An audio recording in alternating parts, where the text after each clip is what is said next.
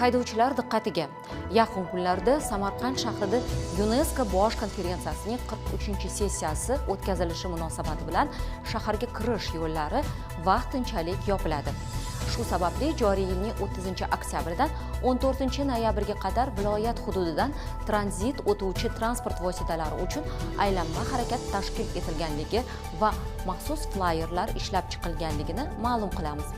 Flyerdagi QR kod orqali tashkil etilgan aylanma yo'llarni mobil ilova orqali ko'rishingiz ham mumkin. Hurmatli haydovchilar, belgilangan tartib va qoidalarga qat'iy amal qilishingizni so'rab qolamiz. Aziz yurtdoshlar va yurtimiz mehmonlari, mazkur kunlarda Samarqand shahriga tashrif rejalashtirgan bo'lsangiz, imkon qadar boshqa kunlarga qoldirishingizni so'rab qolamiz. E'tiboringiz uchun rahmat.